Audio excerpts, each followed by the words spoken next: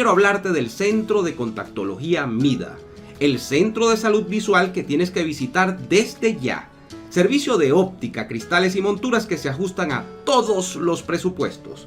Pero además, el Centro de Contactología MIDA es uno de los pocos lugares en Caracas especializado en la aplicación de lentes de contacto de acuerdo a los requerimientos específicos de cada paciente. El personal más calificado y los mejores precios del mercado en el área de la salud visual solo los consigues en el Centro de Contactología MIDA.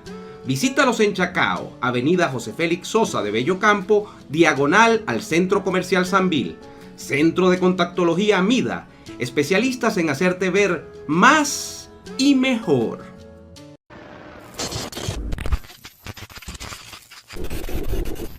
Bueno, señoras y señores, bienvenidos nuevamente al canal. Conocedores, aficionados, interesados, chismosos del whisky. Bienvenidos nuevamente al canal. Aquí estamos muy contentos porque llegamos a nuestro tercer episodio con don Arturo Savage. Como ustedes saben, buen amigo y conocedor del whisky, además representante de Diageo a nivel mundial, con quien ya nos ha dejado pues varias lecciones, datos interesantes. Yo digo, Arturo, que cada vez que salimos de un programa de estos, nosotros venimos, o vienes tú, porque yo soy apenas, creo que un espectador, pero con derecho privilegiado a preguntarte cosas, ¿no? Claro. Y te veo y te escucho. Pero yo creo que cuando uno llega acá a tratar de aclarar dudas, surgen más inquietudes a mitad de camino y eso es lo interesante de estos programas. Por ejemplo, voy a entrar en materia rápido hoy y me voy a quedar con algo que quedó como una especie, no de cabo suelto, pero sí de materia de interés en el último episodio que hicimos sobre esa pregunta que te decía yo del auge que en algún momento cobran después de pasar por varias dificultades varias de las destilerías que hoy son mundialmente famosas por los blends que ofrecen al mercado. Y estamos hablando de las tres grandes, la trilogía, diríamos, de los grandes de Diageo, Buchanan's, Johnnie Walker y, por supuesto, Old Parr. Y tú me decías, me asomabas, que la década de los 50 es fundamental en el mercado de los blends a propósito de la situación en los Estados Unidos. Ya tú resumías en el episodio pasado que si teníamos que decir algo que diferenciara mayormente a un blend y a un whisky de malta pura, estaríamos hablando de que en uno hay más carácter, en el whisky de malta, y en el blend hay una expresión que no sería muy bonito decirlo, pero no es que está más diluida, sino que es más amable al paladar, es más amigable con el mercado masivo, o sea, con los tomadores incluso circunstanciales, y es por eso que nosotros vamos a ver en una fiesta, vamos a ver en una reunión social, que poco va a hablar la gente de un whisky de malta, sino que generalmente la gente va a irse por las marcas de blends, porque es lo más amable, lo más masivo, lo más popular. Ahora, esa masificación del mundo del whisky que trae consigo el tema del blend, nos lleva, Arturo, a profundizar entonces en este asunto. Es definitivamente la década de los 50 y es el mercado norteamericano el que marca la pauta para que en tiempos modernos, en tiempos contemporáneos, cuando se habla de whisky, la imagen asociativa que tenemos de primero en la cabeza es Johnnie Walker, Old Parr, Buchanan's, es decir, tenemos blends en la cabeza. ¿Es ese el momento? Sí, sí, y más aún tomando en cuenta que en realidad lo que se llama The Malt Revolution, que es la revolución de las maltas, es muy reciente, de los años 70, 77, es cuando comienza a saber lo que es un whisky de malta. Y de hecho, te voy a dar un dato histórico que trae mucha controversia, ¿no? Las destilerías de Escocia adaptaron el estilo de ellas a los blenders. O sea, las destilerías de malta terminan haciendo las maltas en función del blend para que al que va a ir esa malta, ¿no? O sea, claro.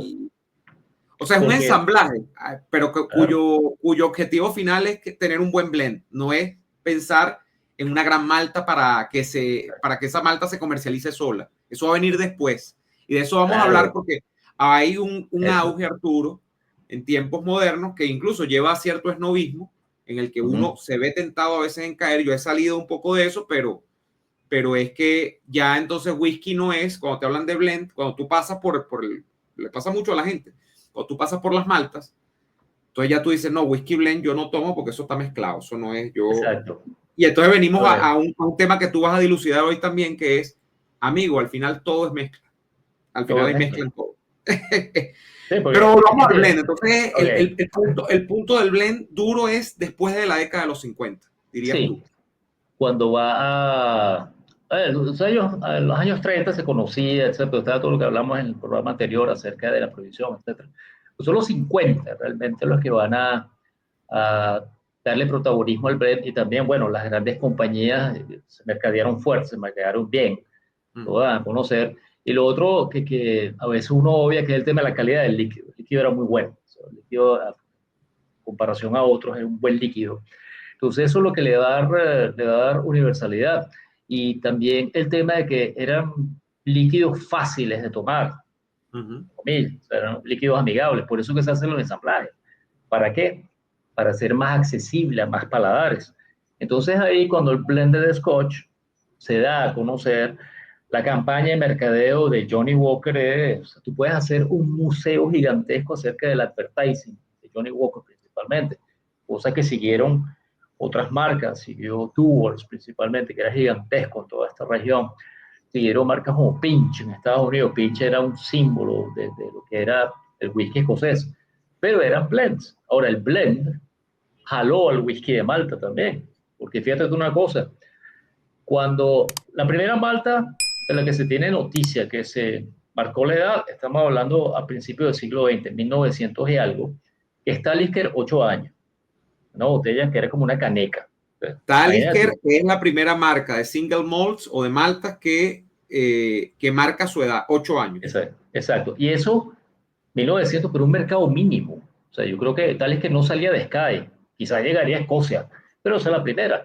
La gran primera marca que no es nuestra, pero no tengo ningún problema en decirlo, que va a dar a conocer la revolución del whisky de Malta es Glenfiddich. Se dice que es la primera malta, la primera destilería que envasa su producto comercialmente. No solamente eso, lo hacen de una manera audaz, porque la botella no es la botella tradicional, una botella triangular. Sí, hay toda una analogía con los tres elementos, ¿no? El agua, tierra y fuego, ¿no? Exacto. Entonces, abre el primer Gran Visitor Center. O sea, tú vas a Glenfiddich y pues sí, en Islandia, el centro de visitas que estratégicamente está al final, hay de todo. O sea, todo para lo que los, consiguen. Entonces, Arturo, para los amigos que nos están viendo, es su gran competidor, ¿no? Dentro del tema de la industria. Y quienes no lo saben, Glenfiddich es la malta con la que básicamente se hacen todos los Grants, o sea, todos los whiskies de Grants. Es el whisky de malta más importante de William Grant and Sons, de la familia Grant, ¿no? Exacto. Y es quizá uno de los single malt, como has dicho tú, más mercadeado a nivel mundial por el tema de eso. Que por cierto, fíjate tú lo que es el tema del blending, las puertas que abrió blending. Glenfiddich se ensambla para ser bebido. ¿Por qué te digo esto? Cuando antes de este momento, las destilerías producían líquido para ser mezclado. Punto. Entonces, lo que la destilería le enviaba a un master blender era una barrica con líquido. O por lo menos le decía, mira, está esto, pero no había el ensamblaje que tú encuentras en las botellas de whisky de malta hoy en día. Lo que mezcla un master blender. Porque eso le dijo una persona en una cata, cosa que le agradecí. Me pareció un naif tremendo, por leí las gracias. Pues dice, pero es muy fácil hacer un blend. Tocar una botella de esto, una botella de aquello. Es que no es así, viejo. Una botella per se, a menos que no diga lo contrario. Si una botella dice single cask, eso no es un whisky, no es un ensamblaje. No usa la palabra blend para no confundir, no es un ensamblaje. Porque el blending, ¿qué es lo que hace? Blending es un método de corrección. El champán, por lo general es un blend. Es corregido porque la magia de todo esto, yo voy a hablar de whisky escocés, me enfoco en lo que es alcohol, es que no hay dos barricas iguales. Eso es lo maravilloso. Yo siempre, cuando yo abro una disertación, la magia del whisky escocés, más allá del paisaje, más allá del ejército de mitologías que hay en Escocia, más allá de la gente que lo hace, más allá de la conexión que existe entre Scotch y la gente, es el arte de la mezcla, the art of blending. Porque una destilería te puede producir en una destilación X número de barricas. Por fortuna, no hay dos iguales. Entonces, ¿qué haces tú? Si yo agarro un lote de producción y voy a envasar Cardú 12 años, eso no es que yo agarro barrica y lo meto en una botella. No, eso no es tan fácil. Primero, tú tienes que medir qué graduación alcohólica está esa barrica. Segundo, cuál es la expresión de esa barrica. Y tercero, si tú quieres hacer un ensamblaje, voy a ir a la Lagavulin, que es un smoky whisky que es muy ahumado, o tiene barrica de Jerez. Entonces, el Jerez que utilizas en el ensamblaje de la Lagavulin 16, que es un whisky de culto, el dulzor es la barrica de Jerez. Lo mismo pasa con Talisker, que son ensamblajes. Entonces, una destilería que te produzca 16 expresiones diferentes, que no sean single cask, son 16 ensamblajes diferentes de la misma destilería. Ahora, esas barricas van a tener diferencias, pero no significa que son diferencias muy dramáticas, ¿no? Porque vean las barricas como una familia. Ahí están los Savage, los Hernández. Todos se parecen en algo, todos son diferentes, pero todos se parecen en algo. Tienen un ADN común, que es lo que tú bien decías en el programa pasado, el New Make Spirit. Lo que sale del alambique va a ser como, y por cierto, puede ser manipulado. ¿Okay? Eso puede ser manipulado en diferentes etapas, podemos hablar después. Pero lo que sale es el mismo carácter de la destilería que va a evolucionar, de acuerdo a la barrica, a la madera, al uso previo, incluso a la posición del almacén. Si es Dunach, Dunach es almacenar dos barricas como en tríos de barricas, ¿no? Que no sube mucho, no sé si me explico bien. Es una línea de barricas que tiene otra línea de barricas encima y hasta ahí está. Después está lo que son pallets, que son paletas. Esos van a ser que los alcoholes evolucionan de manera diferente, no dramáticamente diferente. No es que va a venir alguien y va a decir, esto fue añejado en Dunach y esto en paleta. Te aparece alguien así, bendición. Pero sí, porque... va a haber un cambio. No, o sea, es un ejercicio de pretensión muy grande. Pero eso puede pasar. Entonces, el blending es un método de corrección. Corrección entendido en que tú vas a buscar un producto que sea superior a la suma de cada una de sus partes. Entonces, un single malt se puede definir tranquilamente. Una expresión de single malt existe el blend o la mezcla de barricas de la misma destilería que una botella normal, común y corriente. Bueno, no común y corriente, una botella de un single malt. Después está lo que sería un single cask, que es una barrica única, que es una curiosidad. Eso te da idea de lo que produce la destilería. Eso es más ir en profundidad, que es cosa admirable. Yo tengo 2 o 3 single cask acá, que no se lo ofrezco a nadie porque a nadie les va a gustar, pero me gusta. Alto ahí, pero tú estás haciendo, yo recuerdo que yo esto lo dije cuando yo hacía una sección que se llamaba Libando, yo llegué a hablarle de algún single malt y caí en esta misma reflexión que tú estás haciendo, lo cual me lleva a pensar que no era yo tan ignorante y que no estaba tan desinformado. Yo decía, la lógica me indica que al final de cuentas la regla, porque hay gente que piensa que es que un single malt es eso que tú acabas de explicar, que es que agarran la barrica y ya lo echan en la botella y entonces dicen, por eso es que es puro, virginal, eso nunca pasa. No. O sea, lo que te indica la regla del single malt es que es whisky de pura malta, o sea, tiene que ser de malta, y que viene de, se le dice single porque es de una sola destilería, pero eso no implica que en el proceso de envasado de ese whisky no haya un proceso de mezcla de la misma destilería entre distintas barricas que hay, lo cual al final es casar una con otra, y lo cual al final es un método de corregir y de emparejar, porque al final de cuentas lo que tú estás diciendo es que para que haya dos Talisker iguales, o sea, tiene que mediar el proceso del hombre, del corrector, que en este caso es el Master Blender, porque no hay dos barricas iguales. Entonces lo que tú tratas es de, a través de una fórmula química, donde por supuesto interviene también la máquina, porque tú me dices que esto lo hacen con unas curvas dentro de las destilerías, con un proceso computarizado, tú emparejas los lotes. Pero al final de cuentas siempre estás mezclando, incluso cuando estás hablando de single malt, a menos que sea esta especificidad que tú estás hablando ahorita, que se llama single malt, single cask, que es que tú sacaste de una única barrica y lo metiste en la botella, que son whisky muy raros y caros. Y son carísimos. Y son, por ejemplo, hay lo que se llama embotelladores independientes como Douglas Lake, que el amigo nuestro Iván tiene una gran relación con él, y la casa más antigua, que es Gordon y MacPhail, que hace Gordon y MacPhail. Ellos compran destilerías de diferentes, barricas de diferentes destilerías. Ellos tienen una edición muy buena que se llama Port Ellen, que es una destilería que cerró en los 80, acaba de reabrir, ellos tienen, perdón, ellos tienen destilerías previas al cierre. Entonces ellos hacen sus Tienen whisky de barricas malta. del previo al cierre. Exacto. Ellos hacen blending muchas veces. La mayoría son single cask, porque vamos, comprar la barrica, la venden más cara, la rinden más, lo que sea.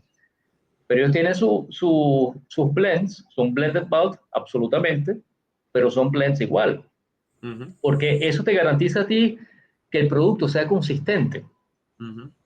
Y una cosa, o sea, si Scotch Whisky vende lo que vende hoy en día, es porque es consistente. Ahora, a mí nadie me va a decir que porque hacen eso deja de ser artesanal, deja de ser un single malt, es una locura. Hay muchos, la mayoría de los champán, esos carísimos que uno ve ya, Tatanjar, todas esas marcas, son ensamblajes al final. Entonces, ¿para qué? Simple y llanamente para tener el beneficio de tener la máxima expresión que yo pueda producir en una destilería. Y eso requiere mucho conocimiento, requiere mucho arte y de nuevo, volviendo al punto anterior, por eso es Scotch, es Scotch. Arturo, hay un tema ya cuando la gente conoce un poquito de whisky y se interesa, porque esto es un mundo, esto es un universo que la gente va descubriendo y en el que yo diría más bien que es un universo y es un viaje, porque en el viaje además hay distintas paradas, hay accidentes también, en los viajes pasan percances, que es que uno, bueno, a veces compra una botella y no te termina gustando. A mí me ha pasado, yo lo voy a decir, con una botella que compré de un single, Benromac. A mí Benromac no me terminó de calzar nunca, y tengo un Benromac 15 ahí en el stock y nada, o sea, no, yo no le veo todavía. Hay un buen amigo que hemos hecho un ejercicio de cata virtual, ya él es coleccionista y tal, y él me dice, mira, pero busca la nota. O sea, yo lo que no veo en ese whisky, por ejemplo, es, para cerrar el capítulo de Benromac, que es una espinita que tenía que sacarme, yo no veo todavía cuál es la rareza, el funkiness que llaman, o la cosa que hay que descubrir. Yo no la veo. O sea, para mí no, hay otras cosas. Entonces, en ese viaje, Arturo, una de las cosas que la gente más resiente cuando está en el tránsito de pasar de beber blends, es decir, de beber Buchanan, Johnny Walker y Old Parr, a buscar los singles, que en este caso es Lagavulin, o buscar Talisker, o buscar Cardu, o buscar Dalvini, como estabas tú la semana antepasada tomando, es que dicen, bueno, es que siento que el single malt es más complejo en boca, y eso tiene que ver con algo que pasa mucho con los blends, que es que el blend generalmente es embotellado 40%, incluso en sus expresiones más caras. Yo siento que esa es en parte una limitante. Hay gente que no entiende esto, que el whisky normalmente es embotellado 40%, pero que el universo del whisky no acaba allí. Hay whisky que después van a 43, allá a 46, a 50. Yo he tomado whisky de más de 60% de grado alcohólico. Recuerdo haber tomado, por cierto, un Glenlivet que tengo todavía por ahí, que se llama Enigma, y viene al 61% de grado alcohólico. Sí, es un verdadero reto, es una experiencia, ¿no? Pero, ¿qué pasa con eso, Arturo? ¿Que no te parece que sea una limitante entonces que en el campo del blend la gradación alcohólica llega hasta 40% y eso restringe mucho la capacidad de paladar? ¿O la industria en los blends incluso se está expandiendo más allá y hay posibilidades de que esos 40% te den mucho más de lo que normalmente uno piensa? Bueno, fíjate una cosa, el blend fue creado precisamente como una puerta de entrada. Es como la puerta que tú abres para conocer un territorio desconocido y complejo como es este, porque la vez pasada hablábamos de que whisky es un sabor aprendido. Entonces, tú aprendes por la sílaba, la construcción de la palabra, etcétera, etcétera. Entonces, el blend es esa puerta de entrada. O sea, el blend para que cumpla su trabajo es 40%. Yo no creo que vayamos más allá. Existen expresiones que son más de 40 perfectamente legales, por lo menos Green Label es envasado 43. Entonces, es un blended malt. Entonces, definitivamente sí, y no creo, y menos aún, porque la industria ahora está tomando un giro hacia lo que son whiskies para coctelear. Por ejemplo, son whiskies hechos en colaboración con grandes bartenders. Mira, construyeme este sabor, etcétera, para que sea amigable con tal mix. Existen whiskies hoy en día que se están haciendo alianzas entre una Master Blender, que es Emma Walker, que es la nueva Master Blender, con Kobayashi, que es un chef de culto en Japón, para crear whisky que mariden con comida. Entonces, en ese contexto, pasar a graduaciones altas es un reto, porque la graduación alta, lo voy a decir así, requiere de conocimiento, requiere de, ¿cómo lo digo? sensibilidad, y es una sensibilidad que tú vas a ir desarrollando a medida que vayas probando. Como lo que hablamos del tema de la música clásica la vez pasada, tú lo vas escuchando, o el jazz, y llega un día en que lo descubres, como con este whisky de Malta que tú aún no le has descubierto esa nota, el día menos pensado, boom, aparece y te engancha. Entonces, yo no creo que el blend tiene un papel que jugar y lo va a seguir, lo va a seguir jugando y con entusiasmo. Es básicamente la puerta de entrada a lo que es Scotch. Después cada quien decidirá el camino que tomar, la posibilidad de exploración. En los años 90, sí, el año 99, cuando yo hacía las catas, que era el Journey of Taste, que mostraba whiskies de Malta, la gente preguntaba qué era eso. ¿Qué era eso? Pues el único whisky de Malta que ellos conocían era Glenfiddich. Y en ese momento le decía, bueno, hay 90 destilerías en cosas que producen cosas diferentes. Entonces, el blend te va a dar la entrada a explorar otras experiencias. Por eso es que hoy en día tú ves blends cuando son super premium, cuando son blends que son costosos, que cuestan plata, lo que te están cobrando es la complejidad que te brinda whiskies de Malta que pueden ser rarezas. Son esas barricas excepcionales que están ahí. Entonces, bueno, esto para hacer blending de esto. ¿Okay? Entonces, sí, o sea, a ver, whisky, un blend de Scotch es un whisky de introducción que te va a introducir a un mundo que se va a ir complejizando a medida que tú vas explorando. Y básicamente es lo que llamaríamos un reclutador. Por ejemplo, hay un trabajo que hizo este señor que se llama Dave Broom, que es un gran escritor de whisky, y lo hizo con tequila. Y de nuevo, se conectó nuevamente porque tequila tiene cosas en común con Scotch, que es el tema de la conexión geográfica. Eso se llama, eso tiene un nombre, ajá, mírate tú esto, no, tú puedes una barbaridad. Terroir social. Terroir. Terroir social. Me gusta el término porque resume mucho el tema de que es algo que está conectado donde se hace, en pocas partes del mundo. Entonces David Bloom decía que el tequila, al igual que Scotch, tiene terroir social, ¿no? Entonces él en la investigación hizo esta pregunta: ¿cómo tomaste tequila tú la primera vez? Dijo a 10, evidentemente mexicanos, pues estaba allá. Y de 10, 8 respondieron en una margarita. Que es un cóctel. Que es un cóctel. Después exploraron a qué sabrá esto solo. A qué sabrá. Yo no tomé whisky nunca puro. Ahora sí, no encuentro otra manera yo de tomarlo. Por la primera vez lo tomé mezclado. Entonces, el hecho de que el blend está ahí, te está dando la oportunidad de atreverte a explorarlo. Porque, por ejemplo, si alguien viene a casa, no toma whisky, quiere, oye, ¿a qué sabrá eso? Dame uno de esos whisky que tú tienes ahí. Y yo le entrego un Lagavulin 1999, graduación alcohólica 47, olvídalo, lo perdí para siempre. Claro. Entonces, el blend te da esa posibilidad. El blend es la puerta de entrada y el blend es un ensamblaje con esas destilerías que están ahí. Y fíjate qué curioso, cuando tú pruebas single malts de cierto espectro, comienzas a apreciar más los blends. No te estoy diciendo que te vas a cambiar, sino que dice, oye, esto está aquí, esto está acá. Entonces comienzas a ver, no el cuadro completo, que es lo que te ofrece el blended Scotch, comienzas a ver los colores, comienzas a ver el trazo, comienzas a hace como una deconstrucción del blend, o sea, hace una deconstrucción. Y entonces, por ejemplo, quienes pues desarrollamos algún gusto por Lagavulin o por Talisker y tal, entonces tú tomas Johnny Walker y dices, aquí está este, aquí está el otro, aquí está, y ahí claro. lo vas viendo. Y te pongo otro ejemplo, que es un whisky que está menospreciado muchas veces, que es White Horse. ¿Te acuerdas? El caballito. Sí, ese. el caballo todavía está. La malta madre es Lagavulin. De verdad. Ahí sí. Tú entras a Lagavulin Distillery y está White Horse ahí. Pues cuando lo compra la gente de Lagavulin Mackay, él la compra y se apropia esa destilería. Este es mi... Aquí every blend will lie en Lagavulin. Todos mis blends se acostarán en Lagavulin. Y ese es el caballito de batalla, literalmente.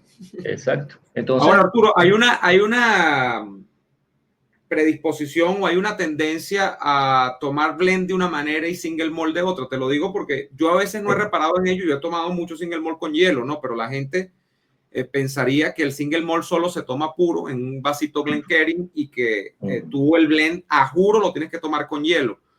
¿Está hecho esto para que se tome de una forma, el blend de una forma y el single malt de otra o no? Bueno, el blend, porque ¿quién sale primero al mercado? ¿Quién se da a conocer? Es el blended Scotch. Y del blended Scotch se derivan todas estas formas de servir whisky, porque es el origen. Cuando se crea blended Scotch, se crea un trago que se llama highball, que es el vaso alto. ¿Pero para qué? Básicamente se hace para que sea más tomable, para que sea más paladeable. Entonces había un trago, voy a tomar el ejemplo de Japón, que tenía un nombre, Dios mío, se me olvidó. Pero ¿cómo era? Era un vaso alto, mucho hielo, whisky escocés y soda. Así se toma el whisky. Porque el blend es para abrir esa puerta. Ahora, ¿qué sucede? Cuando empieza esta revolución de Malta de los años 70 y Diageo hizo una colaboración gigantesca, ya Glenfiddich que estaba ahí, Macallan también comenzaba a sonar, pero que hace Diageo estratifica las regiones y ofrece una expresión de cada región para saber a la gente que hay whiskies diferentes, hay una magia regional. Pero ¿para qué muestra la magia regional? Para apreciar el blend, para darte, lo que dicen ellos verbatim, para darte palabra. Lo que hicieron los chilenos cuando sacaron los varietales, era para que la gente supiera qué le gusta. No, yo tomo Malbec, no, yo tomo este, yo tomo aquel. Entonces, cuando se hace esta desconstrucción por zona, es para hablar del blend en otros términos. Oye, este blend está afectado seriamente por las tierras altas de Escocia y cualquier cosa. Entonces, cuando se claro, Diageo tiene la capacidad de hacerlo, además, Arturo, porque Diageo tiene destilerías en todas las partes de Escocia, o sea, en todas las regiones de Escocia. Menos en Campbelltown, pues eso es territorio de Beecher. Pero mira, eso es lo que llaman territorio Apache. Exactamente, ¿no? Y lo defienden bien y yo lo agradezco porque esta gente hizo una destilería, la más nueva, era para que apareciera en el mapa de las regiones, porque yo no sé de dónde viene esto, que si vas a hacer región si tienes más de 3 destilerías. No sé si es cierto o no. Entonces, le monté una destilería. Puede ser región si tienes más de 3 destilerías, ya eres una región aparte. Eres una comarca. Fundas una comunidad, pues prácticamente. Fundas una comunidad. Eso, entonces él construyó Glengyle en teoría para eso. Para hacer pero región. Entonces, para hacer región. O sea, Campbellton tiene una historia maravillosa, pero maravilloso. Campbellton, hay un libro de Campbellton, se llama Auge y Caída de Campbellton, es extraordinario. Entonces, el blend, entendiendo el blend como el primer capítulo que tú vas a leer del libro del whisky. Entonces, descalificarlo es un acto de snob, porque al final del día es lo primero que vas a probar.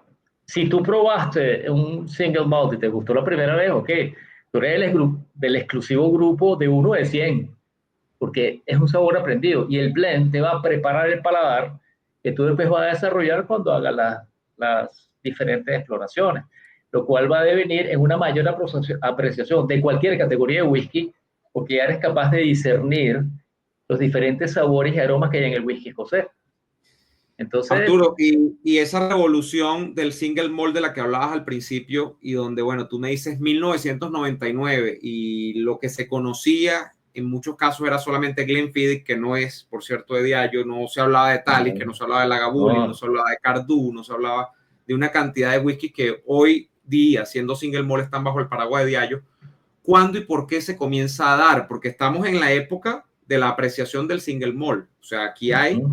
y de hecho, aquí, queridos amigos, en YouTube, ustedes van a ver canales que tienen capítulos enteros. O sea, yo veo canales que tienen 200 capítulos porque han dedicado un capítulo a cada single malt y a cada expresión de single malt de distintas destilerías. Entonces, estamos hablando de que se ha de alguna manera pormenorizado al detalle el catálogo. O sea, hay miles de productos en el mercado y en eso tiene que ver o juega mucho el tema del single malt. ¿Por qué aparece y cuándo ubicas tú esta revolución? Bueno, primero Glenfiddich, de nuevo, hizo un gran trabajo al lanzarse, al abrirse como posibilidad de single malt, a pesar de que las primeras impresiones de Glenfiddich eran construidas para, no voy a decir parecerse, pero con la estructura que puede ofrecer un whisky amigable para tomar. ¿Okay? Eso no lo descalifica, eso es un estilo. No, permíteme hacer yo un inciso acá. De hecho, al día de hoy, una de las cosas que yo más resiento de Glenfiddich es que justamente hasta en su expresión, digamos, bueno, tienen muchísimas expresiones, unas más premium tal, pero la mayoría de sus whiskies, incluso el 18 años, si mi memoria no falla, de Glenfiddich, que es un single malt, repetimos, viene envasada como si fuese un blend, viene a 40%. Sí,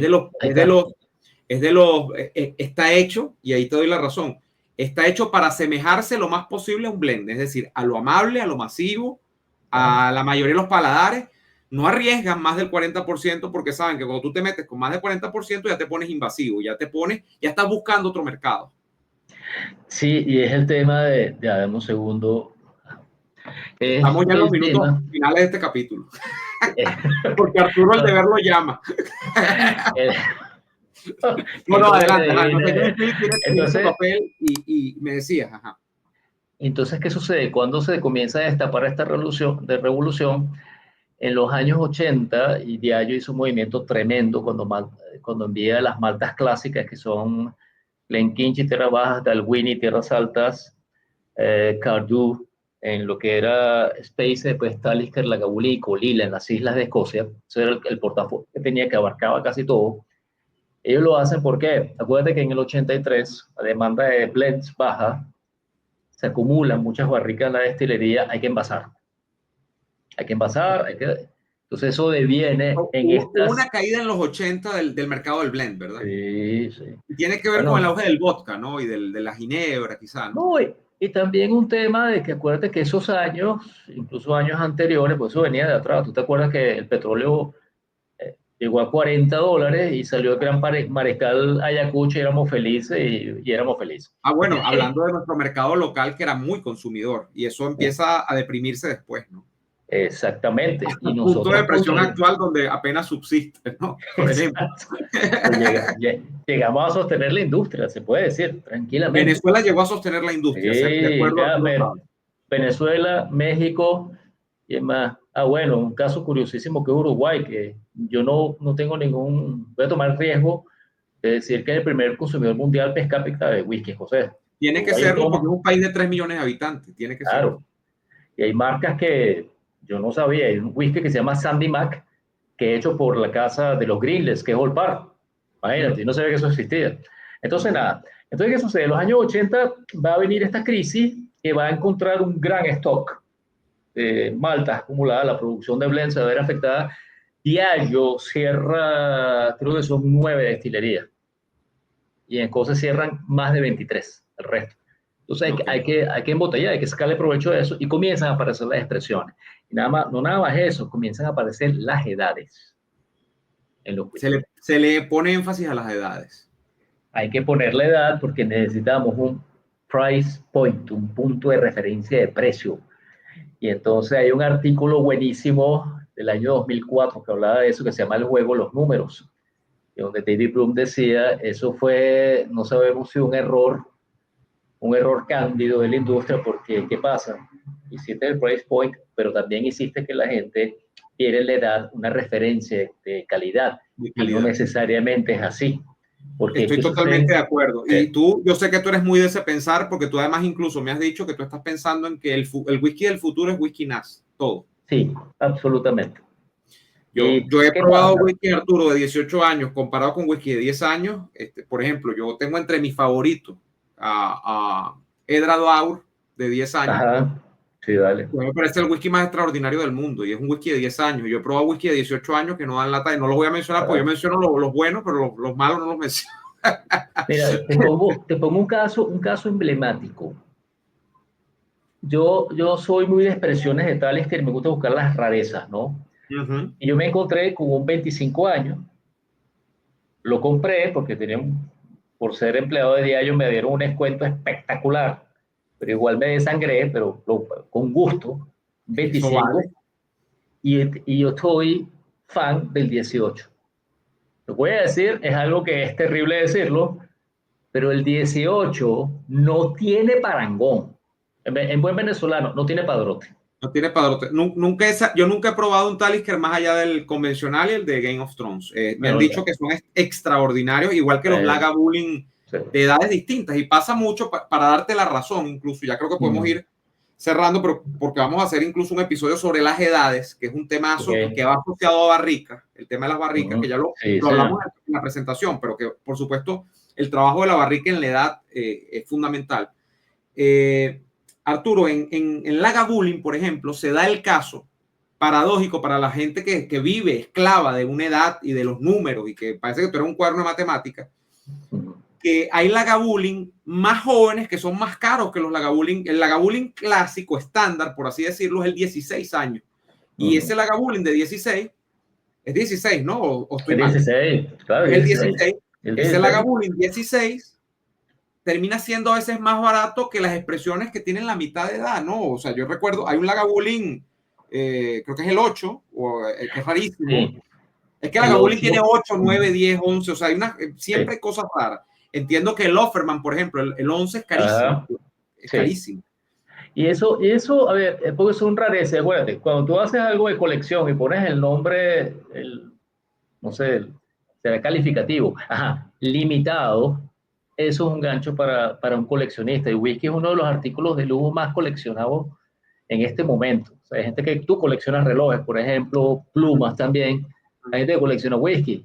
O sea, yo jamás podría coleccionar whisky porque siempre lo destapo, ¿no? Una de las reglas de coleccionar. Yo me lo bebo. O sea, a mí me dicen, bueno, ¿y tú la abriste? ¿Qué voy a hacer? Yo me la tengo que tomar. Pues, tapa eso.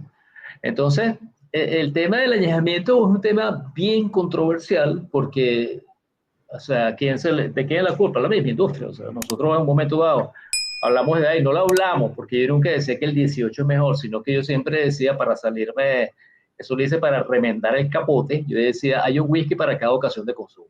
Punto. Claro. A veces me provoca un estándar, a veces me provoca un 8, un 7, a veces quiero darme un lujo y probar un Blue, o irme para un Red Seal, o probar un Lagavulin 20, cosas así. Pero todo depende de la ocasión de consumo y todo. Cuando digo ocasión de consumo, me refiero especialmente a cómo tú te sientes, lo que te provoque. Porque el mejor whisky del mundo... Terminamos en una premisa fundamental del whisky, Arturo, que es el whisky es un asunto emocional. O sea, el whisky es de humor. Uno toma un whisky un día y le sabe de una forma y lo toma otro día y le sabe de otra forma y así. Claro, uno se aproxima siempre, uno empieza así, yo empiezo así cuando hago mi setup. O sea, yo pienso ¿voy a tomar blend o voy a tomar single malt? Si voy a tomar blend, generalmente hay hielo. O sea, yo no pongo mucho hielo, pero siempre hay un hielo. Sí. Entonces, si vas a tomar un blend, tú piensas en qué blend. Tú dices, yo quiero algo fuerte o quiero algo más suavecito, no sé. Así uno deconstruye el proceso. O sea, el proceso de tomar whisky empieza en la selección. Cuando uno ya tiene, digamos, un abanico. Hay gente que te dice, ¿qué selección? Yo, por ejemplo, habrá gente que dice, yo lo que conozco es tomar un Johnny Walker. Y yo quiero Johnny Walker Black y Johnny Walker Black. Y bueno, Johnny Walker Black es tan noble que yo creo que Johnny Walker Black, Arturo, lo podemos tomar en el Glencairn solo y es una cosa. Y lo tomamos con hielo y lo metes en un highball con soda y es otra cosa. Y siempre está bien. Siempre está bien. Yo ahí coincido contigo en que Johnny Walker Black es como un gran utility. Es el gran utility y además en el precio-valor es de lo mejor que hay en el mercado, ¿no? Es lo que dice mucho, ¿cómo se llama esto? Muchos críticos de whisky, serios, lo que se respeten, lo que uno lee y dice, wow, déjame ver qué dice Michael Jackson, qué dice Jim Murray, déjame ver qué dice Dave Bloom de esto. Dice que Black Label es el whisky de la isla desierta. Si tienes que llevarte una botella de todos los sabores de Escocia, pues tienes todo metido ahí. Tienes todo. Eso no significa, y no significa que necesariamente estoy diciendo ser mejor, es el mejor para un momento. Porque hay otro, en un momento dado me provoca probar otra cosa. Y ya, lo que te decía acerca del Glencairn y el blend en el vaso corto, era este tema. Un blend de Scotch son varios sabores de diferentes destilerías y tienes el whisky de grano, es como una pintura a colores. ¿Okay? Un single malt son varias expresiones de la misma destilería y es una pintura monocromática. Ojo, no estoy diciendo que el color es mejor que el monocromático. Un pintor bueno es aquel que hace más limitado, un pintor monocromático. Hay un francés que no me acuerdo cómo se llama, que te hace unas vainas que tú dices, wow. Entonces, ¿qué pasa? Tú usas un vaso corto con whisky de Malta porque la complejidad está tan encapsulada que tienes que ayudarla a que se destape con esto. Es como escuchar jazz, tú escuchas jazz en un cuarto. por lo menos un jazz, un cuarteto. Una sinfonía lo escucha en el Teresa Carreño. Eso significa que jazz sea mejor que la sinfonía sea mejor que el jazz. Simplemente es qué es lo que tú quieres escuchar. Entonces, yo creo que el tema es eso, ¿no? Sí, sí, sí. No, de verdad, bien interesante, Arturo, y creo que aquí nos quedan varios cabos por atar. Por ejemplo, la edad. Esto es como en la vida. ¿Importa la edad? Diría José, no, 40 y 20. Bueno. Aunque comente la gente, ya José. Importa la edad. Ese es un tema que vamos a plantear. Y nos vamos a plantear.